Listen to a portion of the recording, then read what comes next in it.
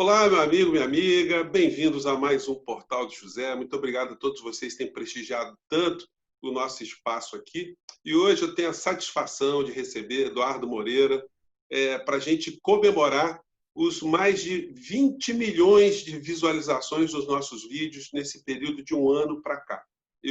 Quando abri esse espaço aqui, eu nunca pensei que o alcance pudesse ser tão legal, sem falar no tanto de gente que reproduz os nossos vídeos, recortam, colocam nas suas páginas, colocam no WhatsApp, enfim. Todos vocês estão muito preocupados com o nosso país, com a nossa realidade. E no meio dessa jornada, uma das pessoas que me inspirou foi Eduardo Moreira, que veio para a rede. Ele teve uma postura, e tem uma postura muito importante no esclarecimento dos fatos principais que dizem respeito ao povo brasileiro. Teve uma atuação espetacular com relação à reforma da Previdência. Provavelmente, por conta da atuação do Eduardo Moreira, algumas coisas foram barradas na reforma da Previdência, senão o estrago teria sido muito maior. Infelizmente, ele não foi convidado para os grandes meios de comunicação para expor tudo aquilo que acontecia, mas a gente está aqui abrindo esses caminhos. E eu posso dizer que Eduardo Moreira ele é o fundador da Escola Superior de Estudo dos Problemas Brasileiros na Internet. E eu montei a minha filial aqui. Eu estou tentando também amplificar os conteúdos, né? Então, com muita satisfação que eu recebo o Eduardo Moreira. Eduardo, e você? Eu começo com essa questão. Você esperava também, eu vi que você também tem um alcance muito maior do que o nosso aqui no Portal do José. Como é que foi essa tua experiência com a rede? Como é que está sendo essa tua caminhada? Tudo bem, José. Em primeiro lugar, parabéns, né? Nossa, 20 milhões de pessoas é um número muito grande, é quase a população da Austrália, né? A gente está falando enfim, um número de pessoas que, ao serem bem informadas, elas podem impactar mais 20, 40, 100 milhões de pessoas. Eu gosto de chamar essas pessoas de embaixadoras do conhecimento, né? Então, são pessoas que servem como uma multiplicação de ideias, de análises, de pensamentos, numa guerra que, no fundo, é uma guerra de narrativa, José. Eu estou lendo um livro muito bacana chamado Narrative Economics, né? Que fala sobre a importância da narrativa e até comparando com a importância das próprias teorias econômicas. Muitas vezes, a narrativa acaba se tornando muito mais importante do que a própria tese em si, ou seja, aquela velha história da disputa entre forma e conteúdo, onde a forma muitas vezes prepondera sobre o conteúdo. E talvez o mais curioso é que no livro escrito já há pelo menos 1 ou 2 anos, ele usa muito o conhecimento das pandemias, né? Então ele fala assim, o que faz uma narrativa viralizar ou não viralizar? E aí ele usa taxa de contágio, taxa de recuperação, taxa de letalidade, o tempo de transmissão, porque é assim que acontece com uma ideia também, né? Nós somos contaminados e contaminamos com ideias. E muitas vezes, nessa guerra de narrativas, ganha a melhor narrativa, ganha a narrativa que tem mais poder de ser espalhada, e não aquela que traz o melhor para todos. Eu, sinceramente, hoje, e claro que isso aqui é uma extrapolação, quase que uma caricatura do fato real, mas, né, toda caricatura é baseada numa figura, né? Então, eu acho hoje em dia que os grandes centros universitários do mundo funcionam, e eu já estudei em alguns importantes e fui bem sucedido nos estudos nesses que eu estudei. Eu acho que esses lugares são muito mais uma conta de chegada do que uma conta de partida, ou seja, você chega e fala assim, olha só, nós temos que justificar uma sociedade que concentra renda, nós temos que justificar uma sociedade que é extremamente desigual, nós temos que justificar uma sociedade que mantém mais da metade da população em pobreza, parte dessa metade passando fome, e precisamos de teorias convincentes para poder manter a coisa funcionando desse jeito e fazer com que as pessoas acreditem que um dia vai melhorar. Busquem narrativas. E aí vira não uma busca por uma solução, mas uma busca por uma narrativa que ofereça falsamente uma solução, mas cujo objetivo principal é manter a situação que a gente tem de desigualdade e injustiça. Então, uma conta de chegada. Descubram aí teses. Aí o sujeito vai falar assim, não, eu não vou descobrir. Tá bom, então você não vai participar do nosso think tank, você não vai ter patrocínio das grandes empresas, você não vai ter apoio institucional, você não vai ter nada disso. Aí quando surge com uma ideia que diz que vai acabar com a desigualdade, responsabilidade social, ecologicamente correto, não sei o quê, mas que dentro dessa ideia ele consegue colocar dentro privatização, Estado mínimo, a busca pelo lucro acima de qualquer coisa, não sei o quê, o comércio em tese livre, né, que é livre para os mais ricos, nunca livre para os mais pobres. Quando ele consegue colocar isso na teoria, aí é o seguinte, aí despeja patrocínio, despeja ajuda financeira, despeja recursos para ele poder fazer dessa teoria mainstream e isso poder empurrar essas pessoas que têm esse domínio econômico, esse domínio de poder no mundo. Então, essa narrativa que você consegue combater com esses 20 milhões de acessos é algo que é louvável e merece todo o nosso aplauso. Pois é, Eduardo, é um negócio fantástico quando a gente está falando aqui. A gente está falando com uma sala de aula, né? Que reúne, às vezes, um Maracanã inteiro, né? Quando os nossos vídeos alcançam muitas visualizações, né? Então, isso é muito bacana. Eu gosto muito de ficar imaginando essa gente toda escutando o nosso papo aqui, né?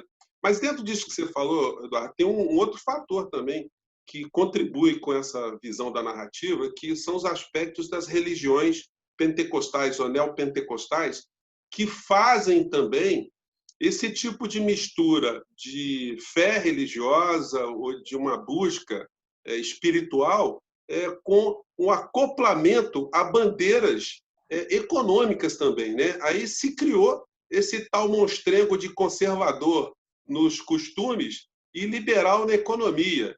Só que no Brasil esse monstrengo ainda virou um Frankenstein, né?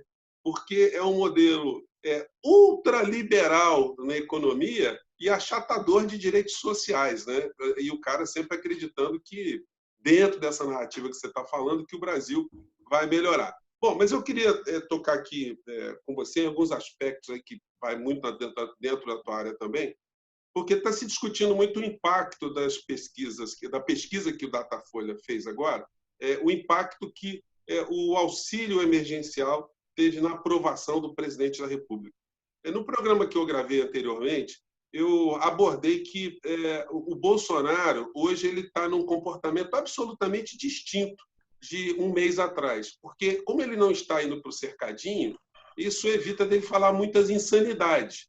Como ele fala menos insanidades, quem está na rede debate menos as insanidades dele, inclusive o pessoal dele da direita. Eu pesquiso o povo da direita, de uma maneira geral, eles perderam completamente o discurso. Eles estão entrando em questões ligadas à menina lá dos 10 anos, a questão religiosa, assuntos periféricos. O assunto estrutural ele acaba não sendo tocado em relação à economia aqui do nosso país. Então, feita essa minha a ênfase toda, essa abertura toda, eu te pergunto, o que você entende desses programas emergenciais? Você acha que, economicamente, isso pode ser sustentado? Se retirar de alguma parte do orçamento, se isso é possível para poder complementar, dar seguimento a esses programas? E como é que você acha que o emocional das pessoas reagirá se esses programas forem cessados um pouco mais à frente? Bem, vamos lá.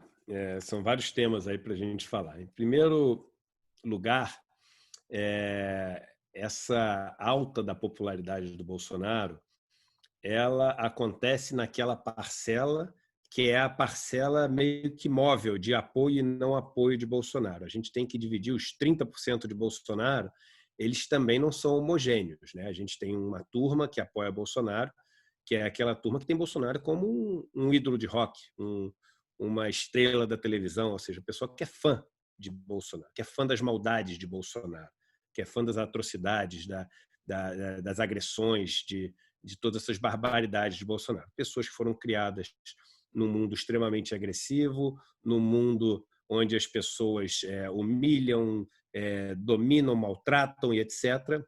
e a gente sabe que isso pode desenvolver em algumas pessoas esse sentimento de idolatria por pessoas que representem esse tipo de perversidade, de maldade, etc. Então tem um grupo ali, eu não sei se é 10%, se é 15%, algum número, que é o que as pessoas falam, são os fascistas, são os nazistas, enfim, são essas pessoas absolutamente perigosas, potencialmente para um fascismo, um nazismo, qualquer tipo de coisa. Tem um grupo que é o grupo que é aquele que se sente beneficiado por algo que Bolsonaro está fazendo, e eu até acrescento nesse grupo, ou vingado por algo que gostaria de se vingar. Então, tem, por exemplo, tem gente, eu tenho amigo que tinha empresa de uma construtora, e aí quando você teve a crise de 2015, 2016, quebrou a construtora do cara, o cara perdeu muito dinheiro, o cara passou a odiar a Dilma. Então, se o cara puder fazer qualquer coisa, porque ele associou a quebra da empresa dele a Dilma. Então, qualquer coisa que ele puder fazer na vida para se vingar e poder nutrir esse ódio dele em relação a Dilma, que virou o PT também, isso ele vai abraçar isso, né? Lembrando que esse mesmo cara adorava quando você tinha lá em 2008, 2009, 2010 aquele momento de Brasil economicamente super forte, mesmo após a crise mundial de 2008. Mas essas pessoas que passaram a odiar o PT, o antipetismo, são parte dessas pessoas que passam a apoiar Bolsonaro para se ver vingadas contra aquilo que elas aprenderam a odiar. E a outra, a parte da turma que está se dando bem. E da turma que está se dando bem, tem a turma, por exemplo, que está se dando bem do mercado financeiro. Sabendo como é a cabeça das pessoas do mercado financeiro, egoísta, pessoas que querem, enfim, tirar do setor produtivo porque não produzem nada, o setor financeiro não produz nada, um pé de alface. Então, esses caras dependem de tirar do setor produtivo. Então, como esses caras podem ser contra Bolsonaro com as medidas que o governo Bolsonaro tem tomado para privilegiar o setor financeiro desde o começo? Né? Mais de R$1 trilhão no primeiro mês ali da pandemia, Guedes facilitando a vida de todas essas pessoas de uma maneira que ninguém nunca viu, os bancos apresentando lucro recorde no meio da pandemia, coisas absurdas que a gente nunca imaginou que veria. Então, essas pessoas são a favor de Bolsonaro. E as pessoas que receberam o auxílio emergencial, aí a gente tem que ter uma visão assim muito cuidadosa e empática, porque essas pessoas, naturalmente, elas associam uma ajuda que estão recebendo ao governo que está em curso. Porque se você chegar e falar o seguinte, pensa bem, José, olha só, vai mudar o governo. Mudar significa não saber o que virá adiante. E eu sei que eu recebo R$600. Então, eu sou a favor que não mude. Se eu sou a favor de que não mude, eu sou a favor do que está aí. E o que está aí é Bolsonaro. Logo, sou a favor de Bolsonaro. Mais de 70% das pessoas que recebem, 72% foi o dado que o Datafolha trouxe, o auxílio emergencial, é de famílias que antes da pandemia tinham uma renda per capita abaixo de R$89. Por que 89? Porque é a faixa de extrema pobreza. Então, imagina, essas pessoas passam a receber os R$600. É natural que elas passem a apoiar o que está aí. É natural que elas passem a não querer que o que está aí mude. Então, esse grupo de pessoas são pessoas que eram miseráveis. E aí eu acho que a gente tem que sair um pouco do discurso intelectual, do discurso afastado, do discurso da Zona Sul, digo, do Rio, em São Paulo, do Itaim, da Faria Lima, que é aquele discurso um absurdo, porque não sei o quê, eles estão querendo comprar os pobres. Esse é discurso de quem nunca passou fome. Esse é discurso de quem nunca passou o perrengue da dificuldade. O cara ali está vivendo numa miséria, num desespero, todo mundo morando no mesmo quarto, o marido bate na esposa, o filho é abusado, não tem dinheiro para comer, disputa ali a comida, e aí de repente surge os R$600, e aí você acusa que o cara está comprando esse apoio. Pô, o cara está falando o seguinte, vem cá, eu vou acusar você que nunca veio me ver antes, e agora você está me usando politicamente. E é verdade, está errado de dizer que você está usando politicamente para dizer que está sendo comprado. É que nem as pessoas que falam o seguinte, esses entregadores é um absurdo, não sei o quê. Tá bom, é um absurdo, mas você já foi ver a vida do cara? Então, primeiro tem que falar assim, olha só, eu te vejo, eu te entendo, eu não quero acabar com esse teu emprego, porque eu sei que se eu quiser acabar com esse teu emprego hoje, eu me torno um inimigo teu. Eu sei da sua necessidade de fazer isso, mas eu vou brigar para que você tenha condições dignas, justas, porque você não é pior do que ninguém. Você tem que ter segurança, você tem que ter saúde, você tem que ter um salário melhor porque a empresa está ganhando mais. Esse é outro tipo de discurso. E não assim, esses entregadores, isso é um absurdo eles fazerem essas entregas, vamos acabar com isso. Isso é discurso da turma que vamos mudar na festa, entendeu? Vamos mudar do ar-condicionado, vamos mudar daqui do nosso joystick. Não é assim que funciona. Então, essa popularidade, ela tem que ser. Aí entra o negócio da igreja pentecostal também. O pessoal, e é óbvio que é um absurdo a turma que vende para quem não tem dinheiro a salvação, vende a esperança, mas, ao mesmo tempo, o cara precisa de esperança. Quem é que vai oferecer essa esperança para ele? É o cara? Então, em vez de criticar o cara, dá esperança para ele. Porque, senão, a gente acaba tendo raiva de quem comprou a esperança. E o cara vai ficar com raiva da gente porque ele fala assim, o cara não sabe o que é viver sem esperança. Entendeu? Então, tudo isso, eu só estou falando isso porque às vezes é muito mais complexo do que tipo assim, porque Bolsonaro agora comprou o negócio com R$600. Porque eu odeio as igrejas neopentecostais. Porque não sei. Aí sabe o que acontece? A gente não vai a lugar nenhum. A gente vai continuar aqui, todo mundo um falando para o outro aqui, nossos amigos todos, bem intencionados, mas pouco efetivos. Em relação a dá para manter os R$600 ou não? O Estado ele é só um realocador de riqueza, né?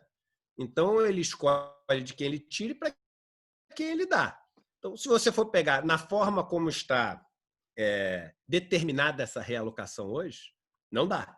Por quê? Porque você tem uma quantidade de dinheiro que você tira através dos impostos, você tem de quem você tira, determinado ali, através das alíquotas que são de imposto de renda, de imposto sobre propriedade, etc. e tal, e você tem boa parte do para quem você dá, já determinado também, através dos gastos que você tem com juros da dívida, amortização da dívida, as despesas previdenciárias, os gastos obrigatórios que você tem com o pessoal, com saúde. Então, você tem ali.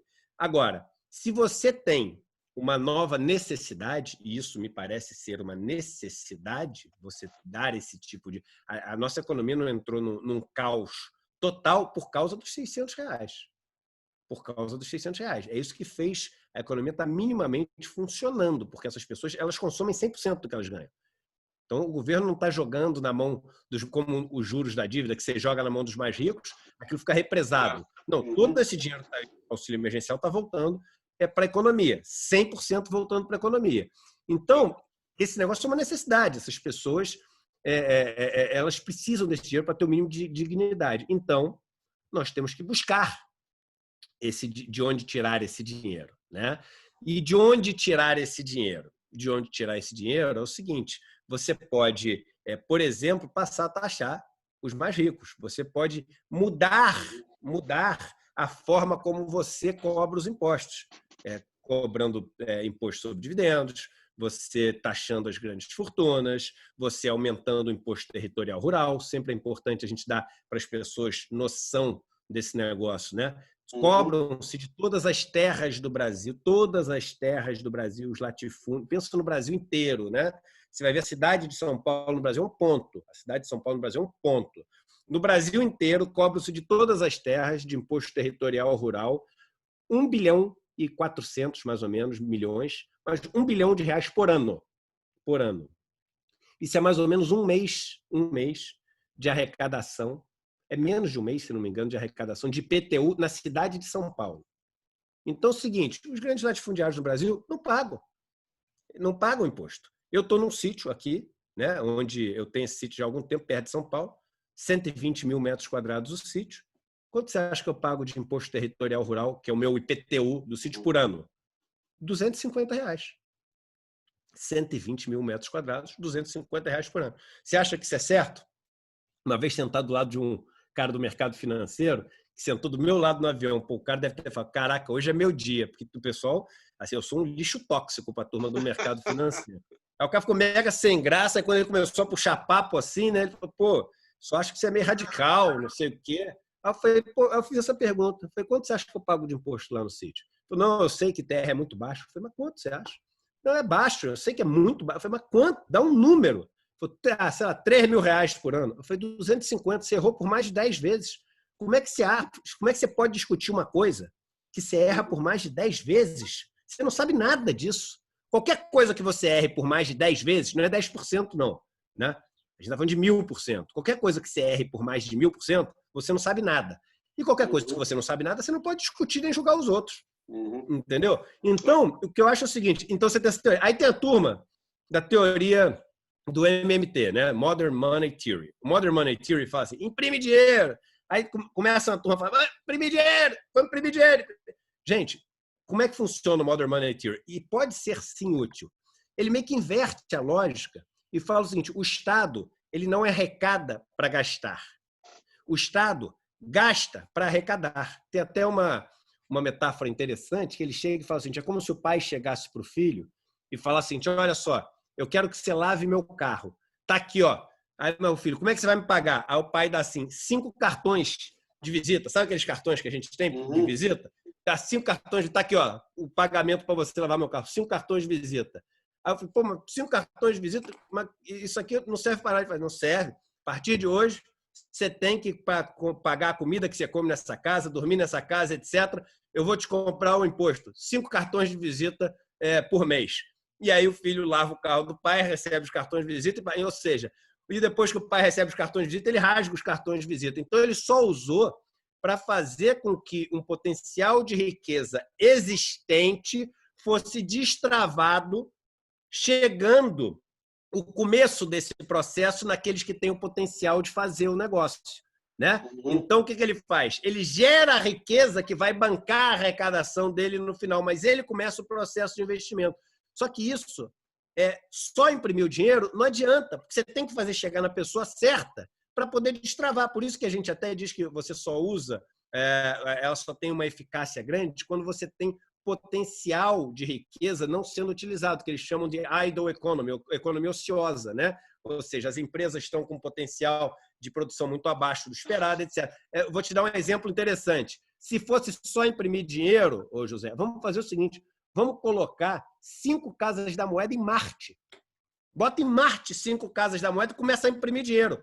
Volta daqui a 10 anos em Marte, vai ter alguma coisa em Marte? Não vai ter nada em Marte. Porque não adianta nada o dinheiro sem ter o potencial para ser transformado em riqueza e depois seguir esse ciclo realimentando. Então, uma maneira seria, sim, você criar este dinheiro, imprimir, que não é imprimir mais, que é imprimir nota, não sei o quê, mas você criar esse dinheiro, e aí no imaginário das pessoas, imagine imprimir esse dinheiro para pagar esses R$600, e você, com a atividade econômica e riqueza que vai ser gerada, você recolher novamente esse dinheiro que você usou para começar o processo através de impostos, de taxas, de tarifas que são cobradas pelo Estado para poder pegar de volta isso e ficar sobrando o legado que esse processo todo te dá.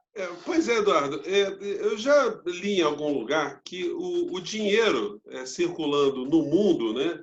O dinheiro circulado pelo meio virtual, pela internet, os movimentos, ele é 90% superior ao dinheiro de verdade que existe. Então, existe um movimento aí. Não é 90% superior, não. Ele é mais de 90% do dinheiro. Ou seja, ele é 900% superior ao outro. É mais Ou seja, só 10% é dinheiro de verdade, né? O restante são operações. Isso. Eu ouvi um número até menor, se não me engano era 3, mas posso estar errado, posso estar fazendo confusão. Mas eu sei que era um número assim, abaixo de 10%. Sim. Moral da história. O Paulo Guedes está numa sinuca, então, né? Porque a menos que ele resolva vir para a classe média ou ricos para Paulo Guedes são as pessoas que ganham mais de R$1.900 por mês porque elas pagam imposto de renda.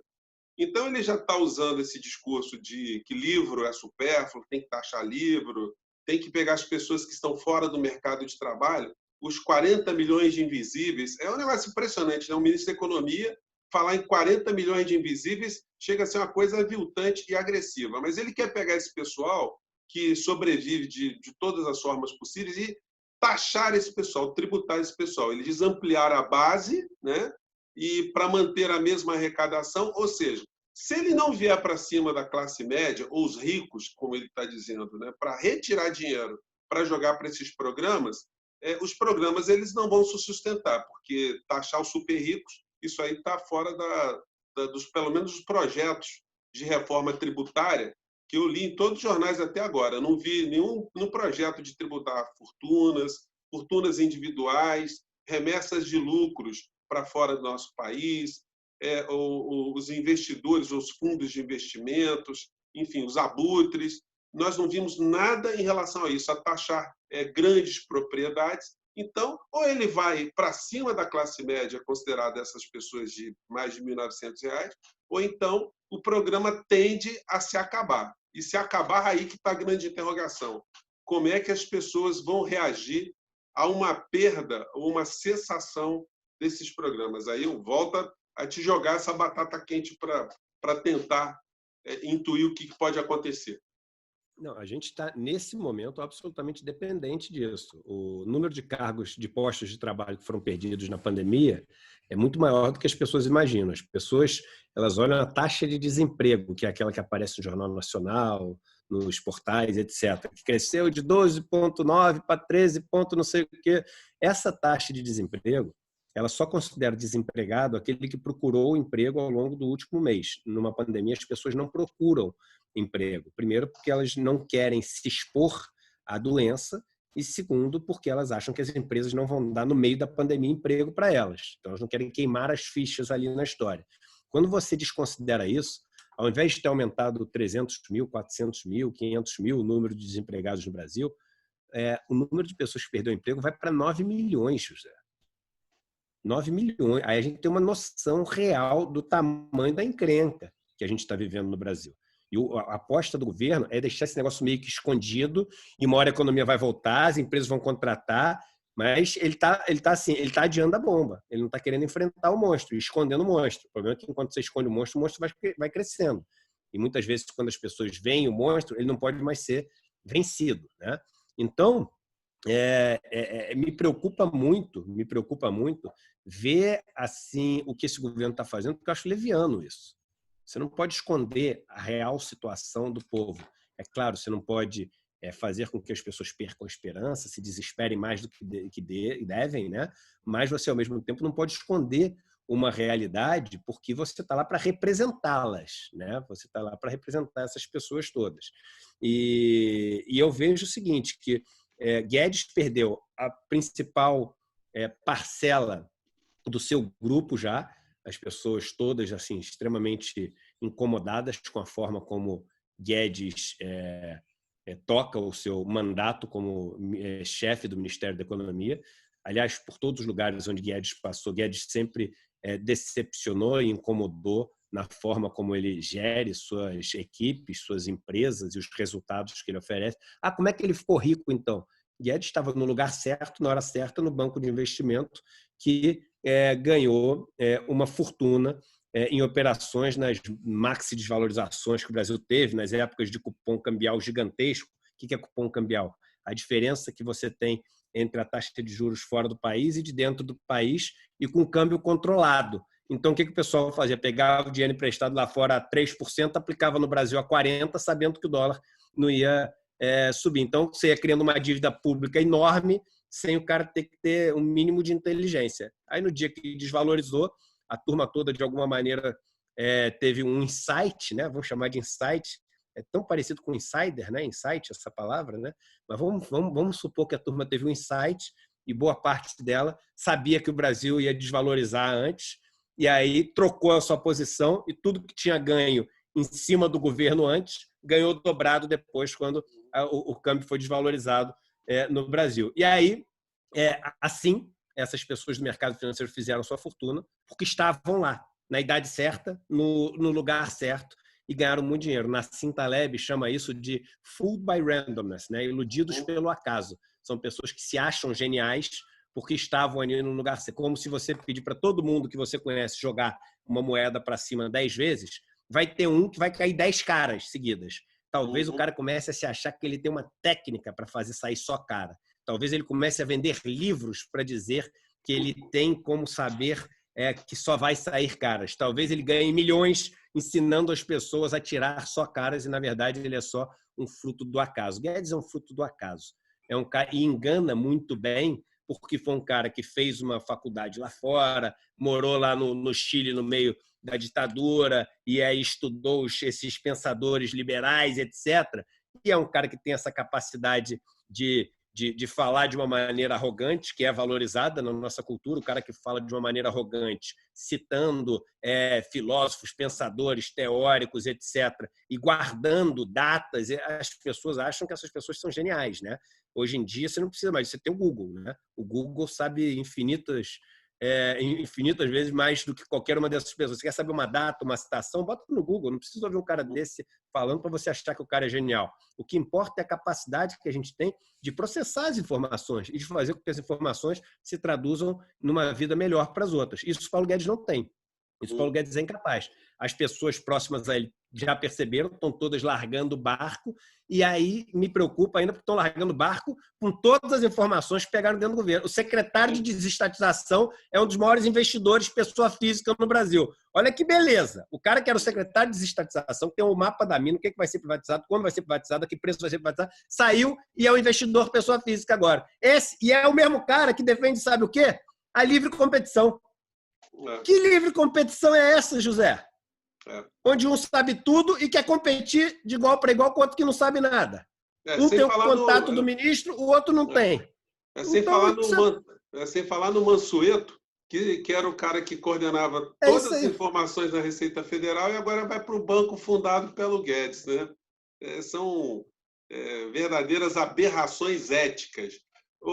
Eduardo, tem muito tema aqui para a gente discutir. A gente está quase chegando aqui nos minutos finais. Antes, eu queria pedir para vocês que estão assistindo a gente até agora, tenho certeza que vocês estão curtindo, para vocês darem o like. Isso eu aprendi com o Eduardo Moreira. Quando você está falando, você pumba, pede para todo mundo dar o like na mesma hora. E vocês estão aqui no Portal do José, que não conheciam, acho muito difícil vocês não conhecerem Eduardo Moreira, eu vou convidar vocês a irem também para o canal dele. Vocês todos, pimba, dão um clique lá, ajudem a potencializar esses papos, que eu tenho certeza que quem não conhecia Eduardo Moreira está vendo o quão importante essa figura nos debates políticos e debates do nosso dia a dia, né? Eu queria até fazer, se você me permite, José, sim, só um convite para as pessoas. Na quinta-feira, tá? Dia 20 de agosto agora, quinta-feira, né? Hoje, na verdade, hoje. Nós estamos entrando hoje no ar. Nós estamos no programa nosso, está nessa quinta-feira. Então, hoje, tá? Às 8 horas da noite, eu vou ter um encontro que ele é fechado, e eu vou explicar por que ele é fechado, tá? Porque às 8 horas da noite, para divulgar e abrir as inscrições para o que a gente criou para tentar equilibrar um pouco o jogo nessas eleições. O que eu fiz? Eu e minha equipe, ao longo dos últimos meses, a gente percebeu como as forças progressistas estão capengas nessa parte digital. E é impressionante como as forças conservadoras, a ultradireita, ela é muito mais efetiva nessa parte digital, de comunicação, de tecnologia, etc. E a gente está entrando numa eleição agora que vai ser uma eleição técnica. É uma eleição onde as pessoas têm que dominar a técnica da internet, como você chama a atenção, como é que você se comunica, o que você fala, qual que é a velocidade das palavras, o ritmo, quais os veículos, Instagram, Facebook, WhatsApp, como você usa cada um deles, como é que você distribui sua verba. Então, ela é técnica, essa eleição. Então, o que a gente fez? A gente pegou, contratou uma pessoa que é uma das que melhor constrói metodologias, e chamamos os maiores especialistas em cada uma dessas competências. Então, chamamos o Ricardo Stucker, que foi fotógrafo do presidente Lula durante todo o seu mandato, para falar sobre fotografia, transmissão, imagem, não sei o quê. Chamamos a maior fonoaudióloga do Brasil de preparação de políticos e artistas, etc., para ensinar as pessoas a falar com entonação, linguagem não verbal, pausas, etc. Chamamos um dos maiores consultores políticos do Brasil para falar sobre a cabeça do eleitor. Chamamos o Felipe Nunes, que é o cara que criou o índice de popularidade digital, que diz como você faz para ganhar ou perder a popularidade digital e chamar a atenção das pessoas. O meu sócio, que é o maior cara do Brasil de marketing digital, para ensinar as pessoas a usar essas plataformas. Eu vou falar sobre economia política, sobre narrativas, sobre discursos, etc. Vai ter a Gabriela Hollenberg para falar sobre a questão jurídica. São mais de 20 horas de curso e nós estamos dando cerca de 1.000 bolsas totalmente gratuitas para os candidatos que representam as comunidades que não são representadas hoje.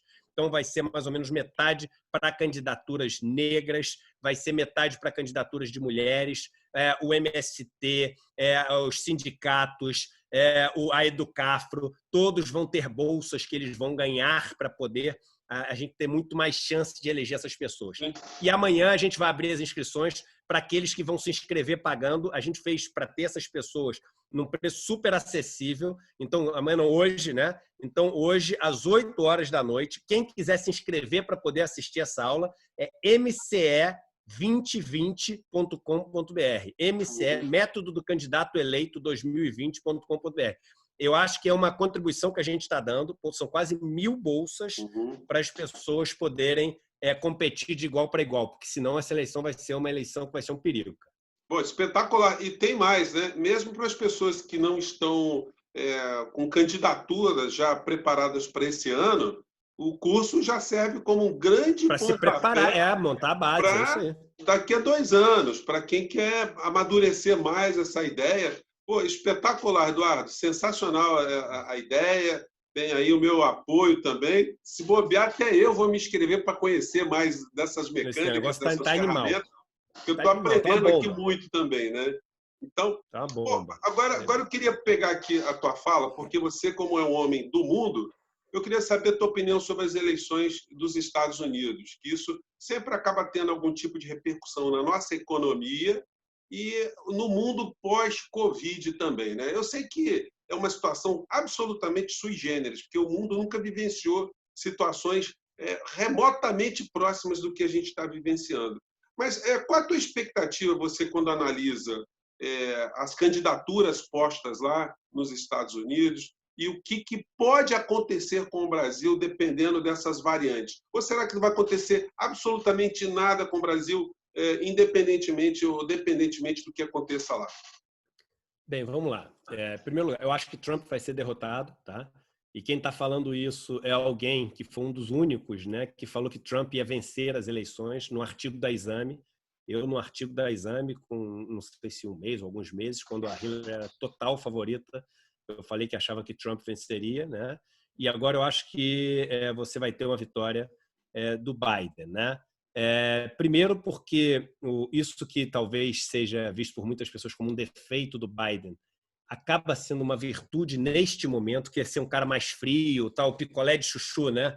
Porque ao mesmo tempo fica mais difícil você atacar esse cara, porque ele não erra tanto, ele não acerta tanto, mas não erra tanto. É um cara que é meio que previsível, um cara que é meio insosso, mas às vezes você dá o sabor, você dá também o elemento para o cara te derrubar quando você tem uma máquina como a máquina de Trump nas redes de buscar coisas que são polêmicas. O Biden é um cara muito menos polêmico, né?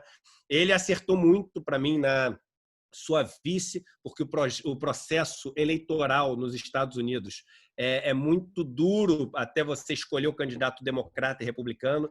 Então, muitas vezes, são tantos ataques entre as candidaturas democratas que você perde muitos eleitores democratas porque os caras passam a ter ódio da sua candidatura. E ao trazer a Kamala Harris, você trouxe a primeira negra nos Estados Unidos a disputar numa chapa principal e você trouxe também uma mulher, porque muitas mulheres nos Estados Unidos estão até agora com aquele gosto ruim de ter perdido a última eleição com a Hillary Clinton. E é uma pessoa que tem esse tempero, essa agressividade, essa ousadia, mas com muita habilidade para fazer isso, que foi uma procuradora geral, né, da Califórnia durante muito tempo. Então, é uma pessoa que sabe falar bem, que sabe acusar, se defender. Então, é uma pessoa que tem essas habilidades todas. Todos os modelos americanos estão mostrando que você não vai ter refresco da pandemia e vai ter números assustadores até o dia 3 de novembro, que é quando você vai ter a eleição nos Estados Unidos. Então, uma coisa que você sente na pele de verdade, e muitos republicanos estão incomodados. E apesar de você ter ali quase 10 pontos nas pesquisas que mostram o voto popular, nos colégios eleitorais, nos swing states, você tem colégios eleitorais que sempre foram republicanos, o negócio meio que empatado. E aí tem uma análise muito boa que a Heloísa Vilela fez no meu canal outro dia, que é o seguinte: por mais que o negócio está mais ou menos empatado, provavelmente vai para o Trump, isso significa que o Trump vai ter que gastar dinheiro e tempo nesses estados, que ele não gastaria normalmente se estivesse muito na frente. E dinheiro e tempo são recursos escassos. Quando você gasta nesses lugares, você deixa de gastar em outros, onde a distância está grande ali a favor dos democratas. Então, eu acho que você tem uma probabilidade muito grande de vitória do Joe Biden e da Kamala Harris. E são dois muito críticos, por exemplo, a Bolsonaro, diretamente a figura de Bolsonaro, tendo já feito posts especificamente contra os dois. Então, eu acho que o Brasil ele fez uma aposta de todos os ovos numa cesta só, que foi a cesta do louco do Trump, e isso pode estar mudando nos próximos 2 meses, esse cenário mudando completamente. E é claro que o mundo é um mundo super pragmático, né? Quando você vê, não, mas agora a gente quer fazer negócio com as pessoas, abrem as portas para você, mas você não vai ser o primeiro da fila. Você não vai ser o cara que tem a simpatia. Você vai ter que pagar mais caro por aquilo que você pagaria antes, mais barato. E quando eu digo mais caro, não é só por uma commodity, eu digo em termos de esforço, de buscar, de ter que articular. E esse governo está preparado para pagar mais caro? Esse governo tem bons diplomatas? Esse governo tem bons ministros? Esse governo tem bons articuladores políticos? Não parece que tem. Então, esse tabuleiro geopolítico mundial não parece algo que vai favorecer um país que já vai sair da crise sofrendo um preconceito muito grande do resto do mundo pelas ideias que carrega como bandeira. Bom, e para terminar, Eduardo, Covid. A gente acabou não tocando nesse tema, nós já ultrapassamos mais de 111 mil pessoas mortas aqui no nosso país. São números que, com certeza, são subnotificados. Eu já até comentei com vocês, eu tive Covid, fui para um hospital bom aqui no Rio de Janeiro e o hospital não registrou que eu estava com essa enfermidade, me curei, não usei os remédios malditos aí que o presidente fica dizendo que resolve a situação, né? Eu e minha mulher saímos bem disso, enfim, estamos bem recuperados, mas a gente fica extremamente angustiado com esses números todos os dias que estão sendo apresentados como estatísticas. Os apresentadores de televisão chegam, fazem um semblante pesado e tal. E isso, inclusive, explica o porquê do Bolsonaro ainda ter algum tipo de simpatia ou de aprovação na gestão dele, porque os meios de comunicação não atrelaram esse genocídio à irresponsabilidade dele também. Então, você, como está discutindo com muitas pessoas sobre esse assunto, Eduardo, qual é a projeção, diante de tudo que você já coletou, que a gente pode ter no nosso país em relação a essa pandemia? Quais são, na tua sensibilidade, o que será que vai acontecer com a gente nos próximos meses? No geral, eu digo no geral, porque o Brasil tem situações absolutamente distintas quando você olha os estados, e às vezes dentro dos estados você olha os municípios, né? Municípios distantes, municípios mais pobres, mais ricos, com populações mais idosas, mais jovens. Então, você tem assim uma heterogeneidade grande. Eita palavra difícil para falar, né? Mas você, no Brasil, no geral, tomou a pior das decisões possíveis, né? Que é a seguinte: vamos combater esse vírus deixando a população ficar imunizada. A verdade é essa, né? Bolsonaro já deixou isso meio que claro algumas vezes nos discursos dele. E isso, até a OMS, né, a Organização Mundial da Saúde, falou alguns dias atrás que essa é a pior decisão que qualquer pessoa pode ter, porque significa escolher matar centenas de milhares de pessoas e mortes que poderiam ser evitadas. É muito importante as pessoas saberem isso. Não existe esse consolo de que, mas de um jeito ou de outro morreria. Não é verdade. No Vietnã morreram 25 pessoas até agora. É um país de 100 milhões de pessoas, um país pobre. No Vietnã morreram 25 pessoas. No Brasil morreram mais de 110 mil pessoas. Então, a gente está falando o seguinte, gente: eu não escolhi Nova Zelândia, Eu não escolhi país pequeno, eu escolhi um país grande com mais de 100 milhões de pessoas, metade da população brasileira, um país pobre, um país com todas as dificuldades que a gente tem aqui. Quantas famílias estão destruídas, José? Todos os dias estão chegando para mim notícias avassaladoras. A gente teve, assim, está passando um sufoco grande com uma pessoa da família da minha esposa, muito próxima, né, parente de primeiro grau ali, e quantas pessoas poderiam não estar passando esse sufoco se a gente tomasse as medidas corretas? Quando você olha o gráfico do mundo dos países que fizeram lockdown, tem ali uma faixa, que é uma faixa cinza, né, do período de lockdown nos gráficos. O Brasil é o único que aparece uma faixa rachurada. Por quê? Porque é o único que eles não consideram que fez o que eles chamam de lockdown. Então, assim, a gente começou a diminuir agora, um pouquinho, mas começou a diminuir. Mas começou a diminuir porque é isso mesmo. Se não fizer nada, um dia começa a diminuir. Você começa a ter uma imunidade de pessoas que já pegaram, etc., mas aí você matou 200 mil, 300 mil, 400 mil. Eduardo, só para reforçar, desculpa interromper, que a gente tem essas conexões aqui, que se a gente não entra, a gente não consegue, né? É o formato aqui. Mas só para te chamar a atenção, que aqui do lado, no Paraguai, os números são infinitamente baixos. É um negócio impressionante. E esse dado é um dado importante porque ele mostra que o combate à pandemia não é ideológico.